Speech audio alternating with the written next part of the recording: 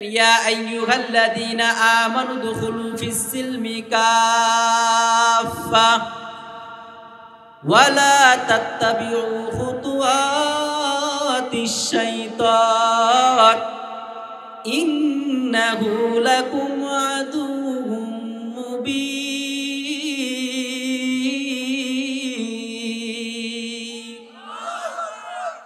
আল্লাহ পাক কোরআনের মধ্যে জানায় দাও পয়গম্বরের উম্মতের দল আমি আল্লাহ জমিন বানাইলাম আসমান বানাইলাম আমি আল্লাহ এই কোরআনটা দীর্ঘ 23 বছর যাবত আমি আল্লাহ তোমাদের হেদায়েতের জন্য বানাইলাম এরে নবীর উম্মতের দল কালুর মুসলমান এই কোরআন দিয়ে যদি রাষ্ট্র জীবন পরিচালনা করতে পারো রে যুবক এই কোরআন দিয়ে যদি পারিবারিক জীবন পরিচালনা করতে পারো এই কোরআন দিয়া যদি তুমি জীবন গড়াইতে পারো আল্লাহ না করুক মরণের পরে যদি আমি আর আপনি যদি জাহান্নামের আসামি হয়ে যাই এই কোরআন আল্লাহর আদালতে সুপারিশ করে করে জান্নাতে নিবে কোরআন আমাকে আপনাকে সুপারিশ করে করে জান্নাতে নিবে রে মুমিন প্রশ্ন করতে পারেন হুজুর কেমনে কোরআন আল্লাহর আদালতে জান্নাতে নিবে আল্লাহ না করুক আমি আর আপনি যদি জাহান্নামের আসামি হয়ে যাই আল্লাহ যখন আমাদের জাহান্নামে দেওয়ার জন্য বাছাই করবে এমন সময় কোরআন আল্লাহর সামনে দাঁড়িয়ে যাবে কোরআন আল্লাহকে ডেকে বলবে কোরআন আল্লাহকে ডেকে বলবে আল্লাহ যেই ব্যক্তিকে আপনি জাহান্নামের আসামি বানাইয়া দেন এমন কোন দিন নাই মাগরিবের নামাজের পর আপনার এই বান্দা সূরা ওয়াকিয়া তেলাওয়াত করে নাই রে মালিক এমন কোন দিন নাই আপনার বান্দা এশারের নামাজের পর সূরা মুলকের তেলাওয়াত করে নাই এমন কোন দিন নাই আপনার এই বান্দা ফজরের নামাজের পর সূরা ইয়াসিনের তেলাওয়াত করে না আল্লাহ এখানে আপনার বান্দা সমাপ্ত করে নাই আপনার বান্দার পাঁচ রাষ্ট্রীয় জীবন পরিচালনা করেছে কোরআন দ্বারা আপনার বান্দা পারিবারিক জীবন পরিচালনা করেছে কোরআন দ্বারা এই বান্দা কোরআন পড়ে পড়ে তার বিবিকে পর্দা ব্যবস্থা করেছে এই বান্দা কোরআন পড়ে পড়ে তার ছেলেকে পর্দার ব্যবস্থা করেছে এই বান্দা কখনো হারাম খায় নাই এই বান্দা হালাল উপার্জন করলো ও মাওলা এর পরও এই বান্দা যদি জাহান্নামের আসামি হয়ে যায় আমি কোরআন আপনার কাছে বলি রে মালিক এই বান্দার সাথে আমি কোরআন জাহান্নামের আগুনে জ্বলতে চাই আল্লাহ ডেকে বলবে কোরআন 1 বছর আর 2 বছর নয়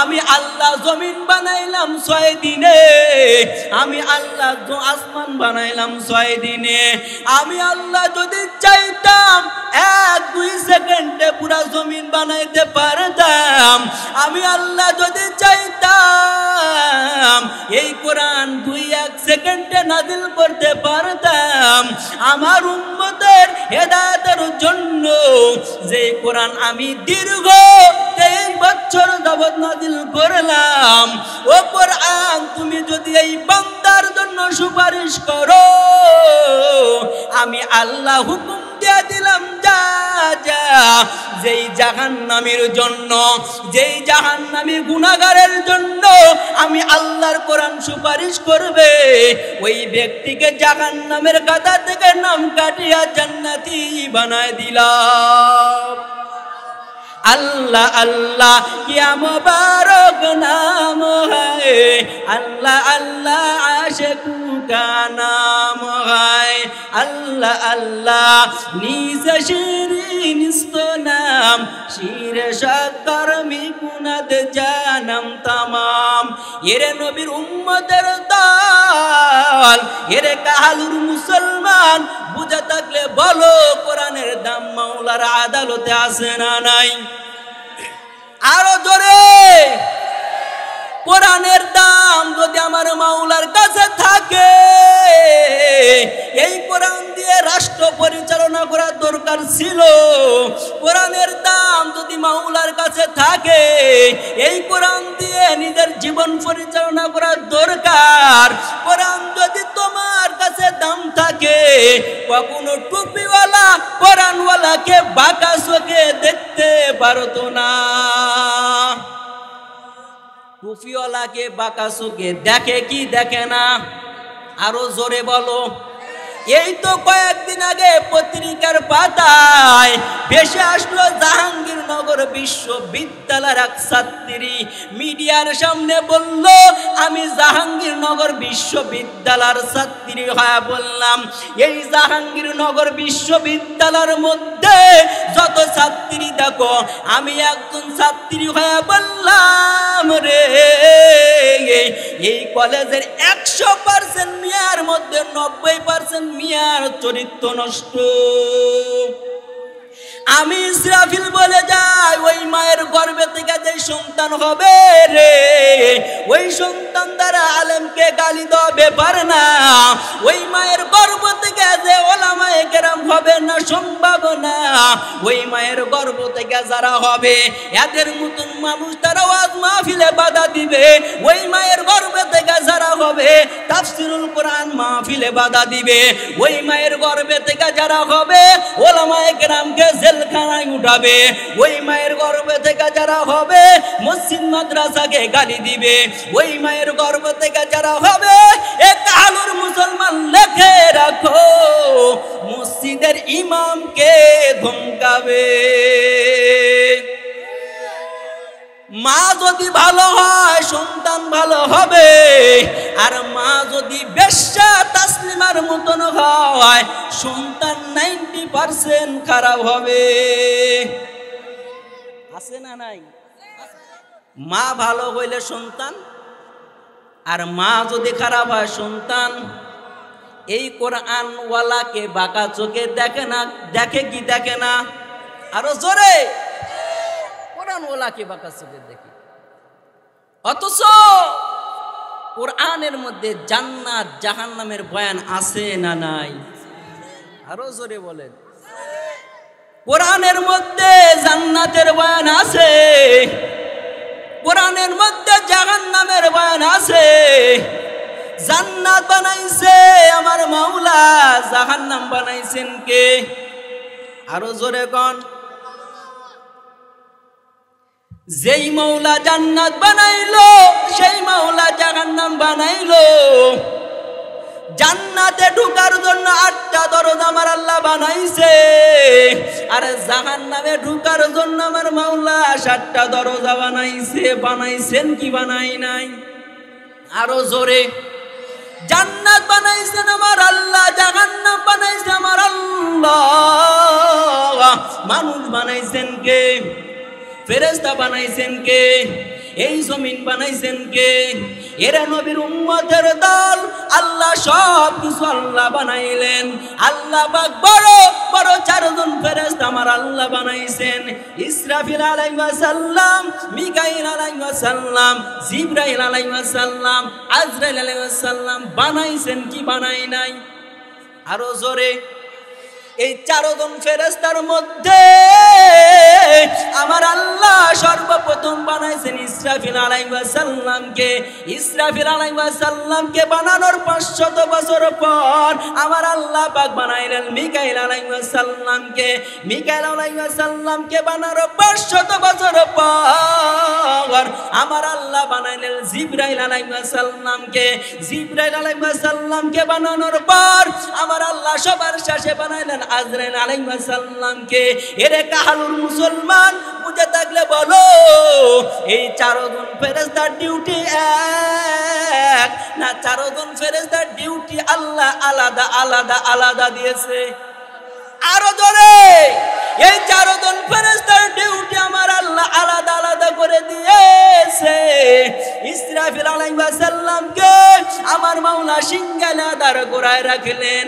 মিকাইল আলাইহিস সালামকে আমার আল্লাহ বৃষ্টি বর্ষণের দায়িত্ব দিয়ে রাখলেন।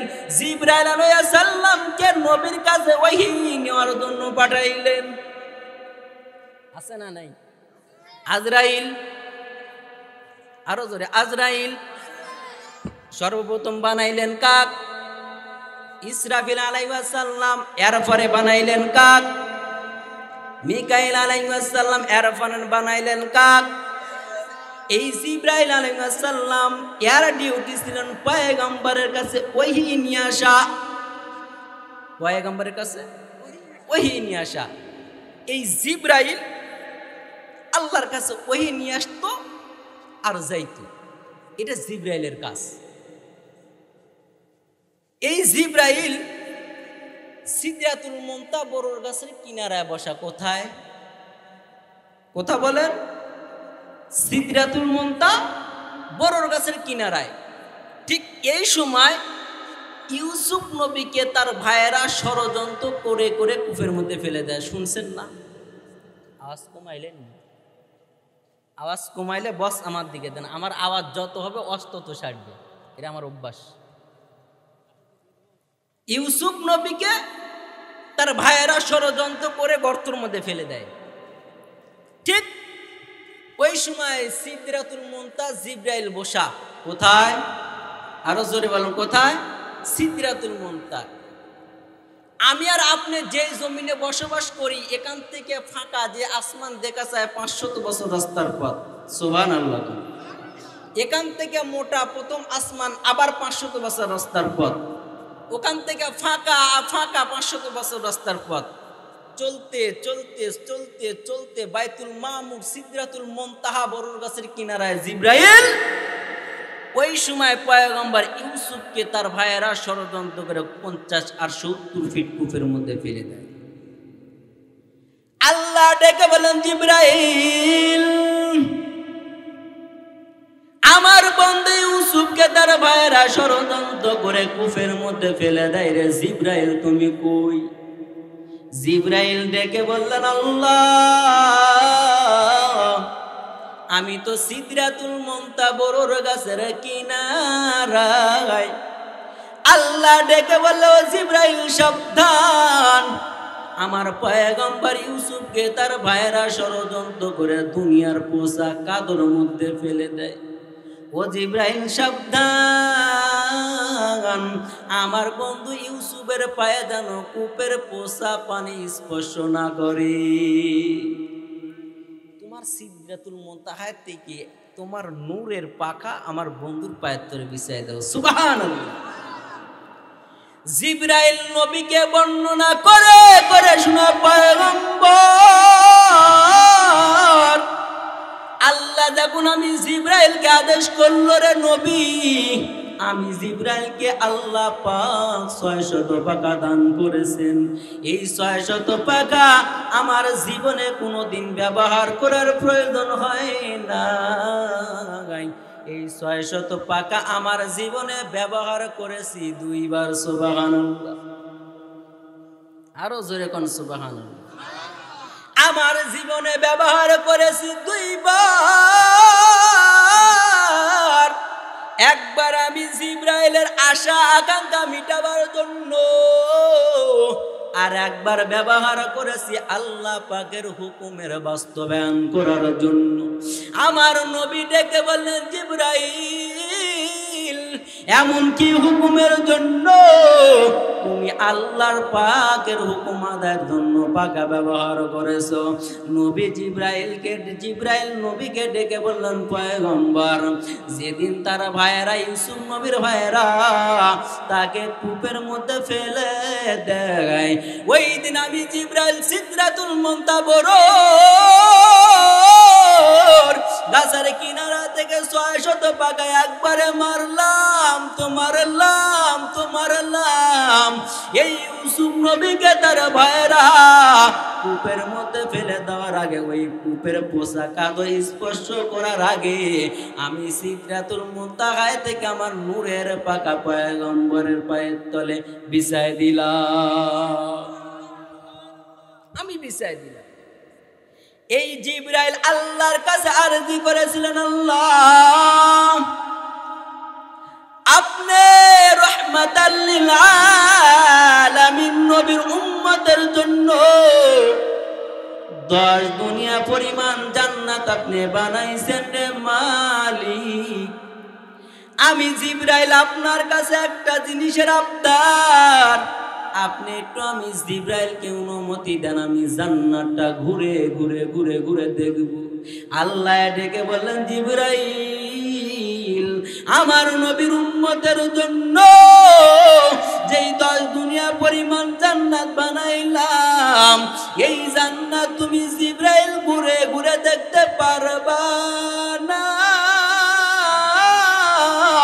জিবরাইল মাথা নষ্ট, কারণ ওই সিদরাতুল মুনতাহায় বড়র গাছের কিনারায় থেকে দুনিয়ার জমিনে যদি 1 সেকেন্ড আর 2 সেকেন্ডে আমি যদি ইউসুফ নবী নবী মুহাম্মদ বাইতুল্লাহর কিনে নামাজ পড়ে বাধা দাও, এরে নবীর উম্মতের দলের কাহালুর মুসলমান নবী আমার বাইতুল্লাহর কিনারায় নামাজ পড়ে কাফেররা গলা গামছা বেঁধে বেঁধে টানতো, নবী আমার নামাজ পড়ে ইহুদি কাফের বেঈমান উটের লারি বুড়িগুলা নবীজির মাথার উপরে চাপায় দিত।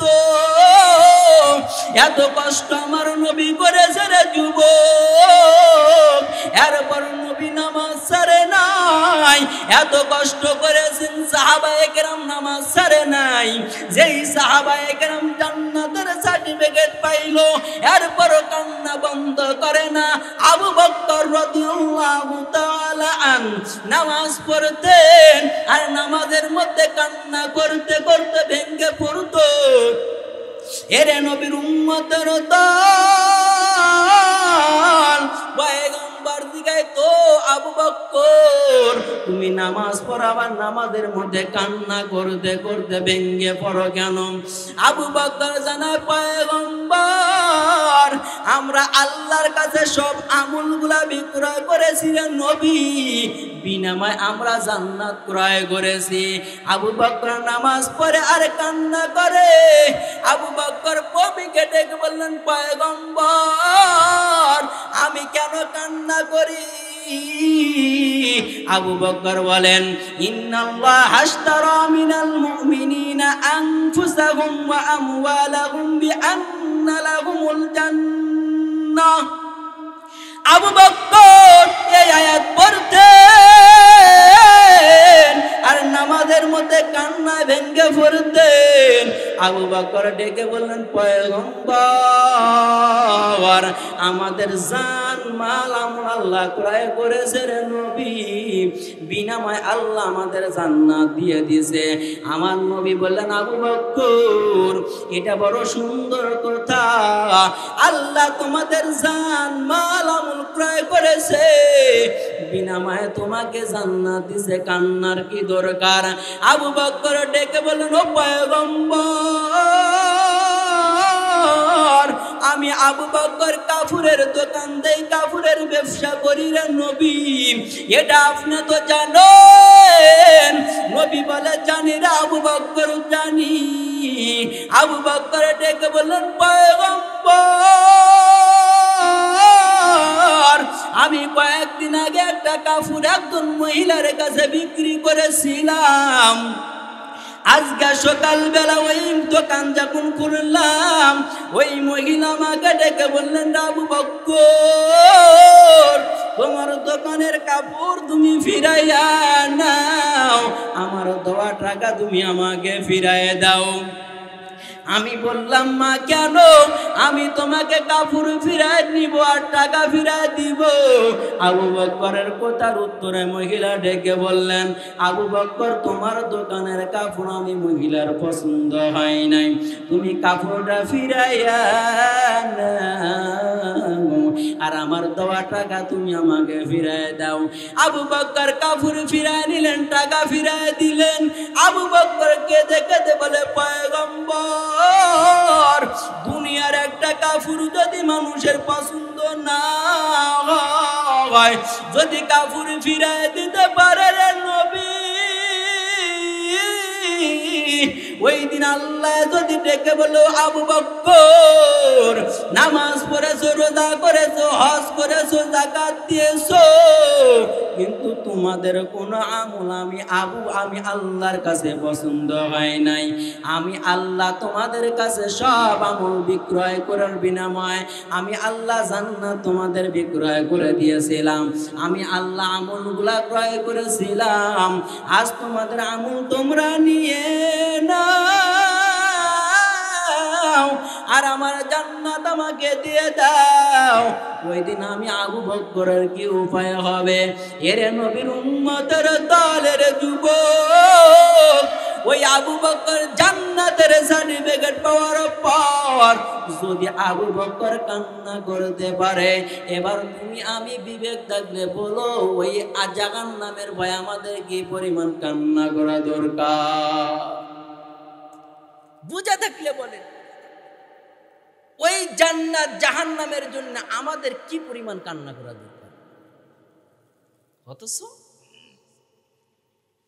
নামাজে দাঁড়াইলে সূরা সই হয় না। যেই ইমাম জান্নাত জাহান্নামের সব জিম্মা নিয়ে দাঁড়িয়ে যায়, আপনি তো ফুলবাবু পিছনে দাঁড়ান, ফুলবাবু ইমাম তেলাওয়াত করতেছে, কোরআন তেলাওয়াত করতেছে, কত মায়াবী কণ্ঠের তেলাওয়াত। এক ইমামের এক রকমের তেলাওয়াতের মজা আছে না নাই? আছে না? কত সুন্দর। আলহামদুলিল্লাহি রাব্বিল আলামিন আর রহমানির রহিম মালিকি ইয়াউমিদ্দিন ইয়্যাকা না'বুদু ওয়া ইয়্যাকা নাস্তাঈন اهدنا الصراط المستقيم صراط الذين أنعمت عليهم غير المغضوب عليهم ولا الضالين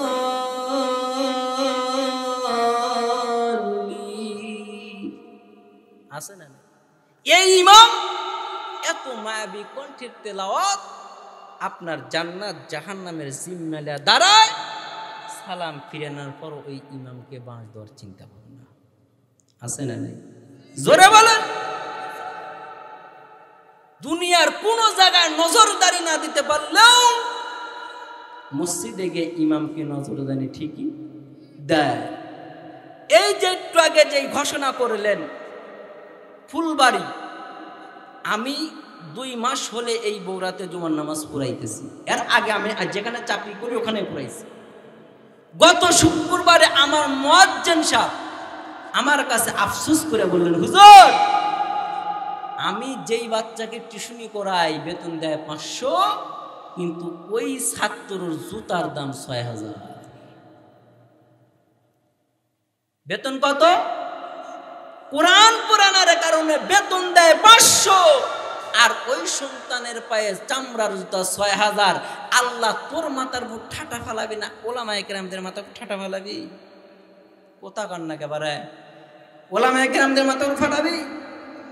সম্মান, হায় রে সম্মান, কি সম্মান! মিয়া মাকে ডেকে বললে, মা আমি আব্দুল করিমকে পছন্দ করছি, তুমি যদি করিমের সাথে বিয়া দাও তো দাও, না দিলে আমি ভেঙে দেবো। মায়ের জিব্বা কেমন খাইছে, সব বোনাস। তোর বড় বোন কয়েকদিন আগে মাসআলার সাথে ভেঙে গেছে, তোর আন্টি ভ্যান আলার সাথে ভেঙে গেছে, অমুক পাড়ার করিমের সাথে ভেঙে গেছে। আমাকে বিয়ে করার আগে তোমার বাবা আমাকে ভাগাইলে এসে বিয়ে করছে, এরপরে তোমার বাবা পাশের বাড়ির করিমের বইয়ের সাথে টাকুন টুকুন করে। এখন যদি তুমি ভাইগা যা বিয়া করো তাহলে কি আর মান থাকে? ওই যে একদম প্রায় আগের থেকেই মান নাই। তো আমাদের হুজুরের মান বর্তমান কিছু মানুষের কাছে এরকম হয়েছে, মোল্লা দৌড় মসজিদ পর্যন্ত, মোল্লা দৌড় মসজিদ পর্যন্ত। কিন্তু আমি অঙ্ক মিল করে দেখি না না, মোল্লা দৌড় শুধু মসজিদ পর্যন্ত নয়, মোল্লা দৌড় আল্লাহ বলেন হাসর পর্যন্ত, কবর পর্যন্ত। সুবহানাল্লাহ। কারণ মোল্লার মান আপনার আদাত দিতে পারেন, কারণ আপনার মোল্লা যদি আপনার বিয়া না পড়াইতো আপনার বিয়া সহি হতো না। মোল্লা যদি আপনার জানাজা নামাজ না পড়াইতো তাহলে বিনা জানাজা কবরে দেওয়া লাগতো। মোল্লা যদি নামাজ না পড়াইতো আপনি নামাজ পড়তে পারতেন না। মোল্লা যদি আপনার বাপ মার জন্য দোয়া না করতো আপনি কলজা ফাটে মরতেন, দোয়া করতে পারতেন। এমন মুসল্লি আছে না নাই? সেই মোল্লার পুর চোখরাঙ্গানি, মোল্লার পুর চোখ রাঙ্গানি দেয়। ভাই, মোল্লারপুর চোখ রাঙ্গানি দেওয়ার আগে 7 বার ভাবা দরকার কারপুর চোখ রাঙ্গানি দেয়। ওলামায়ে কেরামদের সাথে সহবত যদি রাখতে পারো, কাল কিয়ামতের ময়দানে ওলামায়ে কেরামদের সহবতে আল্লাহ জান্নাত দান করবে। আর আমাদের সম্পর্ক কার সাথে? এমপির সাথে। আমাদের সম্পর্ক যারা টাকা মারতে পারে, আমাদের সম্পর্ক যারা চাঁদাবাজি করতে পারে, আমাদের সম্পর্ক যারা ইলিপের চাউল মারতে পারে, আমাদের সম্পর্ক যারা লুট করতে পারে, আমাদের সম্পর্ক যারা বাবা খাইতে পারে, আমাদের সম্পর্ক যারা সমাজের বড় বড় কেডার বদমাইশ লুচ্চা তাদের সাথে আমাদের সম্পর্ক গর্ব থাকা দরকার। আমার সম্পর্ক উলামায়ে কেরামদের সাথে, আমার সম্পর্ক মুরব্বীদের সাথে, আমার সম্পর্ক মসজিদের সাথে, আমার সম্পর্ক মাদ্রাসার সাথে, আমার সম্পর্ক কোরআনের সাথে। এটা না গর্ব হবে, কিন্তু আমাদের গর্ব উল্টা। আমাদের গর্ব উল্টা। দিনের দাওয়াত বিভিন্ন ভাবে বিভিন্ন মানুষ দিনের দাওয়াত দেয়, দেয় না? কেউ উজানি, কেউ চরমুনাই, কেউ দেওয়ানবাগি, কেউ আটরসি, কেউ তাবলীগ, কেউ চরমুনাই। বিভিন্ন লাইনের বিভিন্ন মানুষকে দাওয়াত দেওয়ার একটাই মাধ্যা, একটাই উদ্দেশ্য, মানুষ যেন নামাজি হয়, মানুষ যেন টুপি মাথায় দেয়, মানুষ যেন কোরআন পড়তে পারে, মানুষ যেন ইসলাম মানতে পারে। সবার মাকসাদ একটাই, মানুষ যেন গুনাহ থেকে বেঁচে আমল করে কবরে যাইতে পারে। কিন্তু আমাদের, আচ্ছা আপনারা কাহালুর মানুষ, আপনারা ফতোয়া দেন, এশারের নামাজ আপনারা পড়ছেন না? এখানে যারা আছেন কারা কারা পড়ছেন দেখে উঠান, হাত তুলেন তো। ওই দেখেন, আপনারা একটু অঙ্ক মিল করে দেখেন, আপনারা একটু অঙ্ক মিল করে দেখেন। 10 জন ব্যক্তির হাতে উঠে নাই। সবাই ওয়াজ শুনতেছি, এই ওয়াজ শুনে কি ফরজ? নামাজ পড়া ফরজ? আপনারাই বলেন ফরজ। এখন মনে করেন এখানে দেখছেন মুফতি, আমি মুফতি বাদ। এখন এই ফতোয়ার সময় আমি মুফতি সাহেব বাদ। এশারের নামাজ যারা পড়ছেন খুব ভালো করে বুঝবেন, এশারের নামাজ যারা পড়ছেন আপনারা বুঝাতে গেলে বলেন তো, এশারের নামাজের ফরজ কি আপনার পুরার হুকুম আছে? না না, এশার নামাজের ফরজের আইন রহিত হয়ে গেছে। আবার ফজরের নামাজের ওয়াক্ত আসা আগ পর্যন্ত আপনার উপরে ফরজ নামাজের হুকুম নাই। ফজর নামাজের ওয়াক্ত হবে, আবার ফজর নামাজ পড়বেন, জোহরের আগ পর্যন্ত আপনার আর কাদের উপর ফরজ নামাজের হুকুম নাই। 2, 4, 5 মিনিটে যদি নামাজ পড়ে নামাজের ফরজের হুকুম রহিত হয়ে যায়, বাকি ওয়াক্ত আসার আগ পর্যন্ত জোহরের নামাজ পড়েছেন, জোহরের নামাজের ফরজিয়াতের হুকুম আপনার কাঁধে নাই যতক্ষণ পর্যন্ত আসর নামাজের ওয়াক্ত না আসবে। কিন্তু পদ্মা, পদ্মা কি দিন রাত 24 ঘন্টা, বাদ বাকিতে 14 জন, এই 14 জন ছাড়া অল টাইম ফরজ, অল টাইম ফরজ। নামাজের হুকুম 10 মিনিটে নামাজ পড়লে ফরজের হুকুম রহিত হয়ে যায় ওয়াক্ত আসা আগ পর্যন্ত। পদ্মা কিরকম? ওই 10 জন, ওই 14 জন ছাড়া অল টাইম ফরজ। কিন্তু আমার মা বোনদের বুকের কাপড় এইরকম এইরকম, হুন্ডা চালায় গুন্ডারা, রিক্সা চালায় মাইয়ারা, উপর দিকে চাইয়া দেখো কি জানি দেখা যায়। কোথাও খায় না পারে। যুবকেরা তাকায় কয় হুন্ডা চালায় গুন্ডারা, রিক্সা চালায় মাইয়ারা, উপর দিকে তাইয়া দেখো দুই মুরা দুই কি। কেউ বলে খেলের পাড়া, কেউ বলে সিঙ্গারা। এটা যুবকের চরিত্র, এটা বাংলাদেশের যুবকদের চরিত্র। হাসেন, ওই সন্তানই তো মরার আগে আপনাকে বৃদ্ধাশ্রমে রাখবে, ওই সন্তান মরার আগে আপনাকে ভাত দিবে না। অথচ আমাদের সব আমল কি করছি? আল্লাহর কাছে বিক্রয় করছি, জান্নাত কিনে নিছি। আল্লাহ কয় তোদের সাথে আমি ব্যবসা করে নিলাম, আমার বানানো 10 দুনিয়া পরিমাণ জান্নাত তোদের দিয়ে দিল, কিন্তু বিনিময় আমি আল্লাহ তোদের আমল নিয়ে নিলাম। আমরা সন্তান বাপ মার সাথে যে আচরণ করি, আমরা যে ব্যবহার করি, আমাদের আমলকে আল্লাহর আদালতে বিক্রি করা হবে না? বিয়া করার আগে কি ভালো রে ভাই, মা ছাড়া আসল ছাড়া কিছু বুঝে না, মার আসল ছাড়া কিছুই বুঝে না। যেই বিয়া দিছে 15 দিন না যেতে আলাদা। নাই নাই, আপনাদের কারণতে নাই, নাই নাই, 15 দিন না যেতে তোর পাতিলে আলাদা। তাহলে মা কি করলো? অথচ পয়গম্বর মুসা আল্লাহর সাথে তুর পাহাড়ে দাঁড়ায় দাঁড়ায় কথা বলতো। তুর পাহাড়ে ওঠার জন্য শর্ত 4টা ছিল। কয়টা? আরো জোরে বলেন, কয়টা? 4টা। এই তুর পাহাড়ে উঠার পরে মুসা নবী আল্লাহকে কয়েকটা প্রশ্ন করেছিলেন। 1 নম্বর প্রশ্ন, আল্লাহ আমি মুসার সাথে কথা বলার পর কি আপনি ভিন্ন কোনো মানুষের সাথে কথা বলবেন? সুবহানাল্লাহ। আল্লাহ বলেছিলেন, মুসা তুমি তুর পাহাড়ে দাঁড়ায় দাঁড়ায় কথা বলো, তুমি তুর পাহাড়ে, আমি আল্লাহর আসনে, তবে তোমার মাঝে আর আমায় আল্লাহর মাঝে 70,000 পর্দার ব্যবস্থা আছে। সুবহানাল্লাহ। কত হাজার? 70,000 পর্দা। কি এরকম পাতলা কাপড়ের মতন? আল্লাহ কা না না, একটি করে পর্দা মোটা হলো 1000 রাস্তার সমান। সুবহানাল্লাহ। এরকম কত হাজার পর্দা? 70,000। মুসা নবী আল্লাহকে ডেকে বলেন, আল্লাহ আমি পয়গম্বর মুসার সাথে আপনি কথা কন, আমি মুসার সাথে কথা বলার পর কোন ভিন্ন কোন মানুষের সাথে কথা বলবেন? আল্লাহ জানা দাও পয়গম্বর মুসা, তুমি দাঁড়াইয়া দাঁড়াইয়া কথা বলো তুর পাহাড়ে, আমি আল্লাহর আসনে, তবে তোমার আর আমার মাঝে যে কথা হয় এর মাঝে 70,000 পর্দা রয়ে গেল। একটি করে পর্দা 1000 বছর রাস্তার সমান। এরে নবীর উম্মতের দল, আল্লাহ জানাও মুসা আমি আল্লাহ এমন একজন জাতি, এমন একজন নবীর উম্মত দুনিয়ায় প্রেরণ করব, এই বান্দা যদি নামাজের মধ্যে রুকু আর সিজদাতে গিয়ে যদি বলে সুবহান রাব্বিয়াল আলা আর আযীম, আমি আল্লাহ কথা দিয়ে দিলাম রে মুসা, এই 70,000 পর্দা উঠাইয়া আমি আল্লাহ আমার বান্দার সামনে হাজিরা দিয়ে দিব। এরে নবীর উম্মতের দল, আজ আমরা নামাজ পড়তে পারি না রে যুবক, অথচ কাল কিয়ামতের ময়দানে এমন একটা সময় আসবে আল্লাহ যখন বান্দার আমলগুলা বাছাই করবে। আল্লাহ যখন বান্দাদেরকে জান্নাতে দেওয়ার জন্য ওসিলা তালাশ করবে, ওসিলা তালাশ করতে গিয়ে দেখবে বান্দার কোনো আমল নাই, বান্দা জাহান্নামী হয়ে গেল। আল্লাহ যখন অঙ্ক মিলাইবেন ফেরেশতাদের বলবে দেখো আমার বান্দাকে জান্নাতে নেওয়ার কোনো সুযোগ আছে কিনা।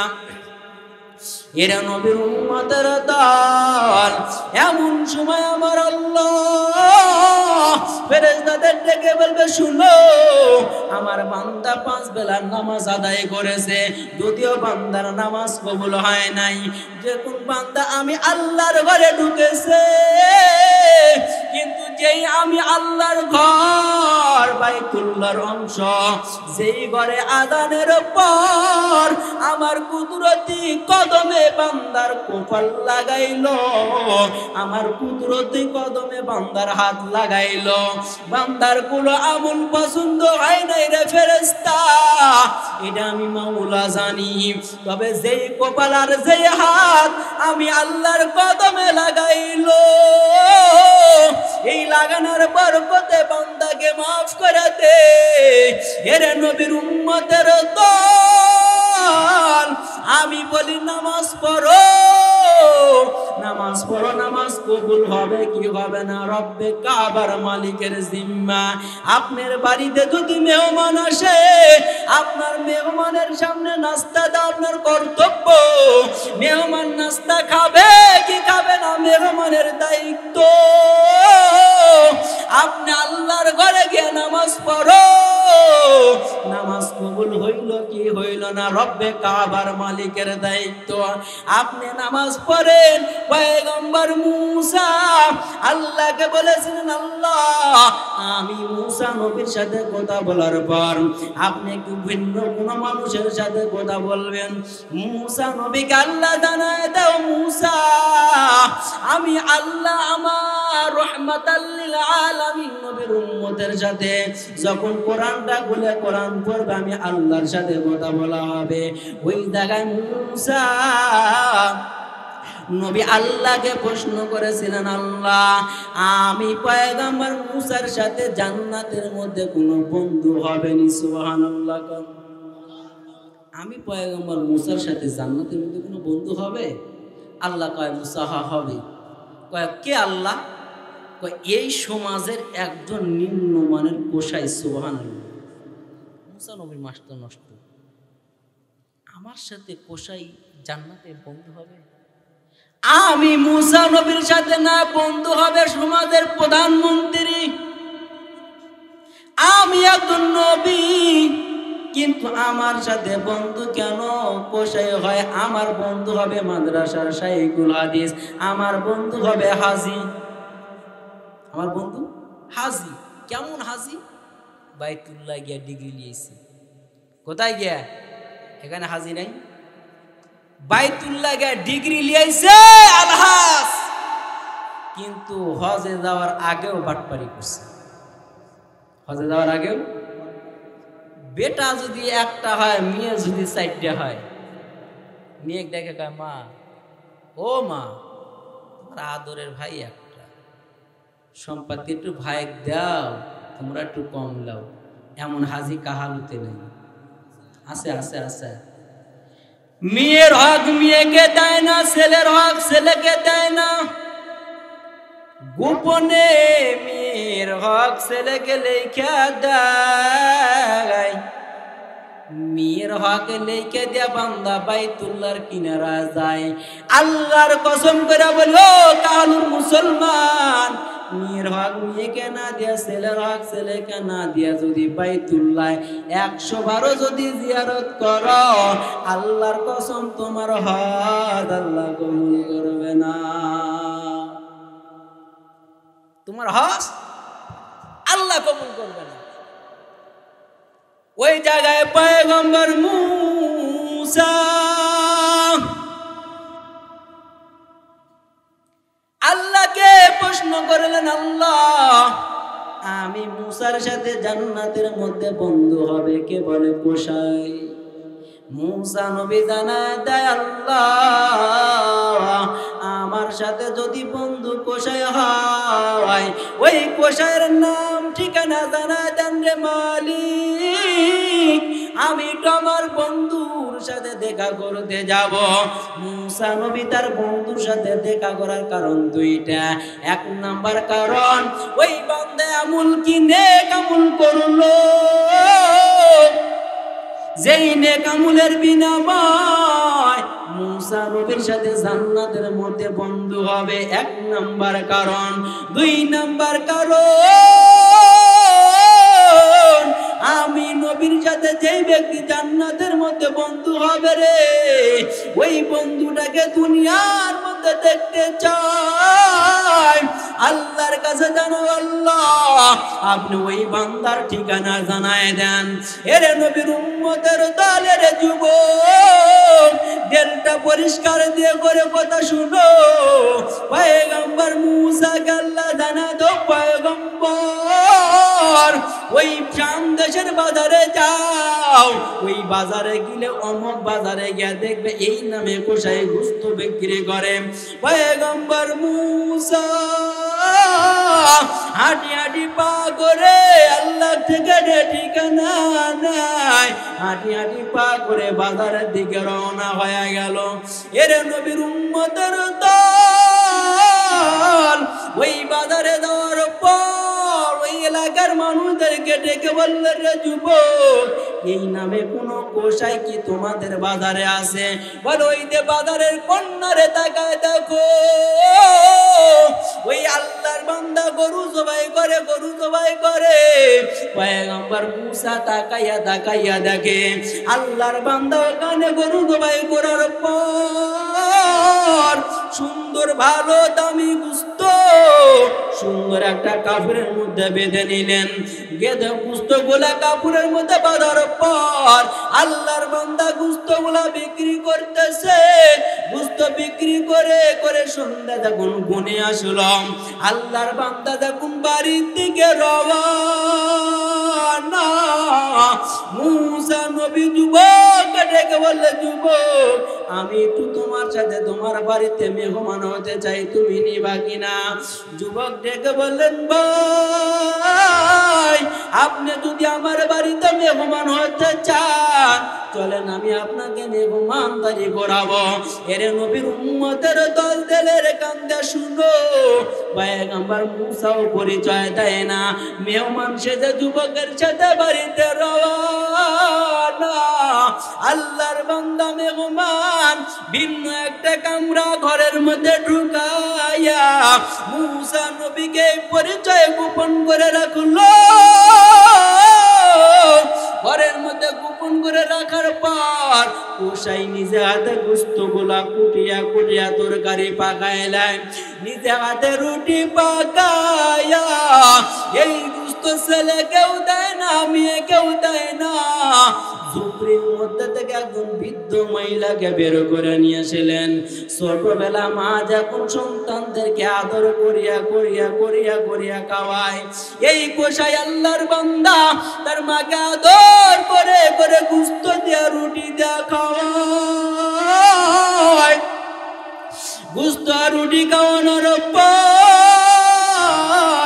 আল্লাহর বান্দা আসমানের দিকে হাত তুলিয়া আল্লাহর বান্দি মনে মনে দোয়া করলেন। মুসা নবী পরিচয় গোপন করা কামরার মধ্যে বসা মুসা নবী যুবককে ডেকে বললেন, যুবক তুমি যখন তোমার মাকে খানা খাওয়াও, তোমার মা যেন মনে মনে আসমানের মালিকের সামনে হাত তুলে কি বলল? বসাই ডেকে বলল, ও মুসাফির, আমার মায়ের স্বভাবগত বৈশিষ্ট্য, আমি আমার মাকে যতদিন খানা খাওয়াই আদর করি, আমার মা আল্লাহর কাছে দোয়া করেন, আল্লাহ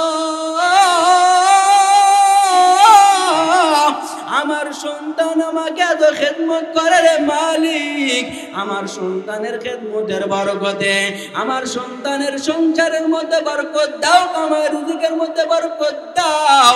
এক নাম্বার দোয়া করল। দুই নাম্বার দোয়া, আমার মা বলে, আল্লাহ আমার সন্তানকে মুসা নবীর সাথে জান্নাতের মধ্যে বন্ধু বানায়। মুসা নবী ডেকে বলে, যুবক তুমি কি মুসা নবীকে চিনো? কয়, আমি কোনোদিন মুসা নবীকে চিনি নাই। মুসাফির ডেকে বললেন, আমি পয়গম্বর মুসা। আল্লাহু আকবার। মুসা নবী ডেকে বললেন, যুবক আমি তুর পাহাড়ে দাঁড়াইয়া রব্বে কাবার মালিকের সাথে কথা বলতাম, আমি আল্লাহকে বলেছিলাম, আল্লাহ আমি মুসার নবীর সাথে জান্নাতের মধ্যে কেউ বন্ধু হবে, তুমি কোষায়ের নাম আমি আল্লাহ আমি মুসাকে জানাইয়া দেয়, তুমি কোষায় আমি মুসার সাথে জান্নাতের বন্ধু হবে। বুঝে থাকলে বলেন, মুসা নবীর সাথে জান্নাতের মধ্যে বন্ধু হলে কার বিনিময়? মায়ের সেবার বিনিময়। কার সেবার বিনিময়? মায়ের সেবার বিনিময়। জান্নাতের মধ্যে মুসা নবীর সাথে আল্লাহ পাক জান্নাতে বন্ধু বানায় দিলেন। আজকালকার বাংলাদেশের 90% যুবক মায়ের খেদমত করতে চায় না।